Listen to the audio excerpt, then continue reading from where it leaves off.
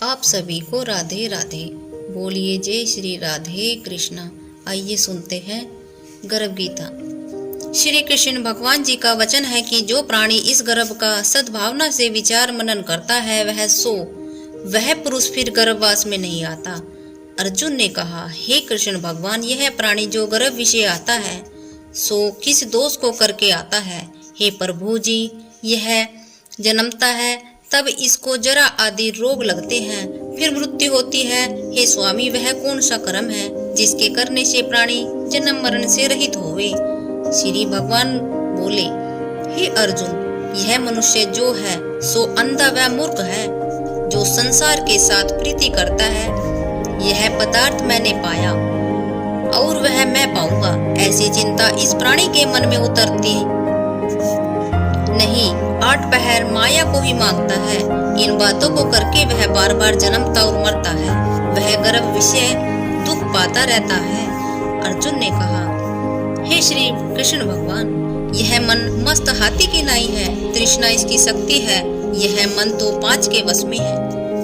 काम, क्रोध, लोभ, मोह और अहंकार, इन 5 में अहंकार बहुत बली है। सो कौन यतन है जिससे मन वश में हुई?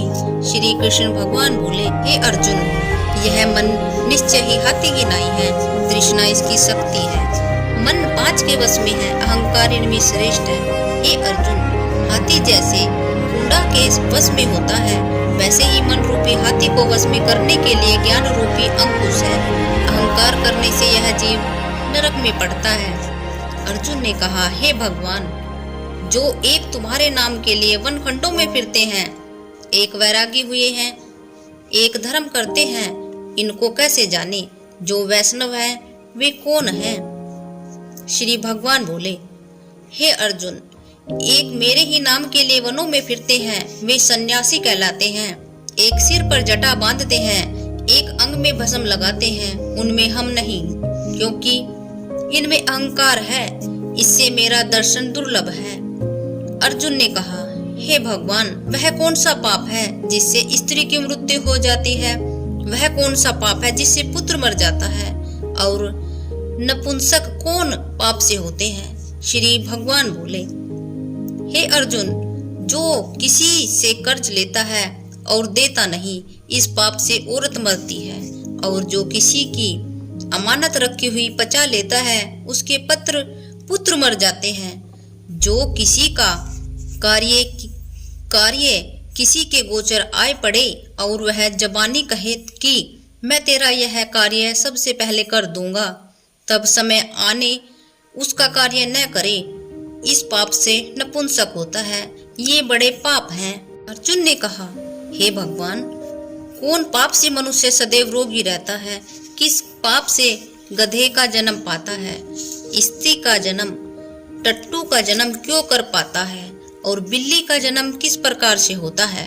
श्री भगवान बोले, हे अर्जुन, जो भी मनुष्य कन्यादान करते हैं और इस दान के मूल्य लेते हैं, वे दोषी हैं। वे मनुष्य सदा रोगी रहते हैं। जो विषयकार के वास्ते मदिरा पान करते हैं, वे टट्टू का जन्म पाते हैं। और जो झूठी गवाही भरते हैं, वह औरत का जन्म पाते हैं। जो रसोई बना के पहले आप भोजन कर लेती हैं और पीछे परमेश्वर का अर्थ दान करती हैं, तो वे बिल्ली का जन्म पाती हैं। और जो मनुष्य अपनी झूठी वस्तु दान करते हैं, औरत का जन्म पाते हैं, वह गुलाम औरतें होती हैं। अर्जुन ने कहा, हे भगवान, कई मनुष्यों को तुमने सुवर्ण दिया है, सो उन्होंने कौन सा पुण्य किया है? और कई मनुष्यों को अपने हाथी, घोड़ा, रथ दिए हैं, उन्होंने कौन सा पुण्य किया है? श्री भगवान ने कहा, हे अर्जुन, जिन्होंने स्वर्ण दान किया है, उनको घोड़ा वाहन मिलते हैं। जो परमेश्वर के निमित्त कन्या दान करते हैं, सो पुरुष का जन्म पाते हैं। अर्जुन ने कहा, हे भगवान, जिन पुरुषों के अंदर विचित्र देह है, उन्होंने कौन सा पुण्य किया है? किसी किसी के घर संपत्ति है, कोई विद्यावान है, उन्होंने कौन सा पुण्य किया है? श्री भगवान ने कहा, हे अर्जुन, जिन्होंने अन्न दान किया है, उनका सुंदर स्वरूप है। जिन्होंने विद्या दान किया है, वे विद्यावान हैं। जिन्होंने संतों की सेवा की है वे पुत्रवान होते हैं। अर्जुन ने कहा, हे भगवान, किसी को धन से प्रीति है, कोई स्त्रियों से प्रीति करते हैं, इसका क्या कारण है, समझा कर कहिए। श्री भगवान बोले, हे अर्जुन, धन और स्त्री सब का नाश रूप है, मेरी भक्ति का नाश नहीं है। अर्जुन बोले, हे भगवान, यह राजपाट किस धर्म से करने से मिलता है, विद्या कौन सा धर्म से मिलती है। श्री भगवान बोले, हे अर्जुन, प्राणी काशी में निष्काम भक्ति से तप करते हुए देह त्यागते हैं, वे राजा होते हैं, और जो गुरु की सेवा करते हैं सो विद्वान होते हैं। अर्जुन ने कहा, हे भगवान, किसी को धन अचानक बिना किसी परिश्रम से मिलता है, सो उन्हें कौन सा पुण्य किया है।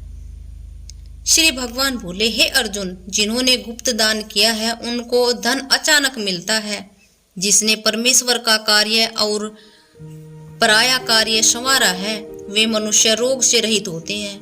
अर्जुन ने कहा, हे भगवान, कौन पाप से अम्ली होते हैं और कौन पाप से गूंगे होते हैं और कौन पाप से कुष्ठी होते हैं। श्री भगवान बोले, हे अर्जुन, जो आदमी नीच कुल की स्त्रियों से गमन करते हैं सो अम्ली होते हैं, जो गुरु से विद्या पढ़कर मुकर जाते हैं सो गूंगे होते हैं, जिन्होंने गोघात किया है वे कुष्ठी होते हैं। अर्जुन ने कहा, हे भगवान, जिस किसी पुरुष की देह में रक्त का विकार होता है वह किस पाप से होता है, और दरिद्र होते हैं, किसी को खंड वायु होती है और कोई अंधे होते हैं तो कोई पंगु होते हैं, सो कौन से पाप से रहित होते हैं, और कई स्त्रियां बाल विधवा होती हैं तो यह किस पाप से होता है। श्री भगवान बोले, हे अर्जुन, जो सदा क्रोधवान रहते हैं उन्हें रक्त विकार होता है, जो मलिन रहते हैं वे सदा दरिद्री होते हैं, जो कुकर्मी ब्राह्मण को दान देते हैं उनके खंड वायु होती है, जो पराई स्त्री को नंगी देखते हैं, गुरु की पत्नी को कुदृष्टि से करते हैं सो अंधे होते हैं, जिसने गुरु और ब्राह्मण को लात मारी है सो लंगड़ा व पंगलू होता है, जो औरत अपने पति को छोड़कर पराये पुरुष से संग करती है सो वह बाल विधवा होती है। अर्जुन ने कहा, हे भगवान, तुम पर ब्रह्मा हो, तुमको नमस्कार है। आगे मैं तुमको संबंधी जानता था, परंतु अब मैं ईश्वर रूप जानता हूँ। हे पर ब्रह्मा, गुरु दीक्षा कैसे होती है, सो कृपा कर मुझको कहो। श्री भगवान बोले, हे अर्जुन, तुम धन्य हो, तुम्हारे माता पिता भी धन्य हैं जिनके तुम ऐसे पुत्र हो। हे अर्जुन, सारे संसार का गुरु जगन्नाथ है, विद्या का गुरु काशी, चारों वर्णों का गुरु सन्यासी है। सन्यासी उसको कहते हैं जिसने सबका त्याग करके मेरे विषय मन लगाया है, सो ब्राह्मण जगत गुरु है। हे अर्जुन, यह बात ध्यान देकर सुने कि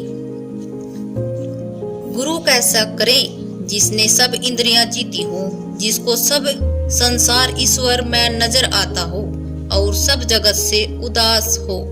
ऐसा गुरु करे जो परमेश्वर को जानने वाला हो और उस गुरु की पूजा सब तरह से करे। हे अर्जुन, जो गुरु का भक्त होता है और जो प्राणी गुरु के सम्मुख होकर भजन करते हैं उनका भजन करना सफल है। जो गुरु से विमुख है उनका सप्तग्रास मरे का पाप है। गुरु से विमुख प्राणी दर्शन करने योग्य नहीं होते। जो गृहस्थी संसार में गुरु के बिना है चंडाल के समान है। जिस तरह मदिरा का भंडार हो उसमें जो गंगा जल है सो जो पवित्र है, इसी तरह गुरु के विमुख का भजन सदा अपवित्र होता है। उसके हाथ का देवता भी नहीं लेते, उसके सब कर्म निष्फल हैं। कुकर, शुकर, गर्दभ, कारक, ये सब की सब योनियों से बड़ी खोटी योनि है। इन सब में वह मनुष्य खोटा है जो गुरु नहीं करता। गुरु बिना गति नहीं, वह अवश्य नरक को जाएगा। गुरु दीक्षा बिना प्राणी के सब कर्म निष्फल होते हैं।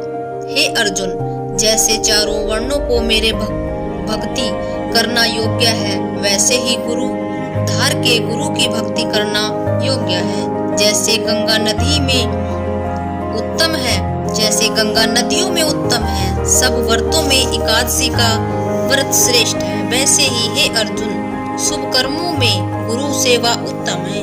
गुरु दीक्षा बिना प्राणी पशु योनि पाता है। जो धर्म भी करता है सो पशु योनि में फल भोगता है। 84 योनियों में भ्रमता रहता है।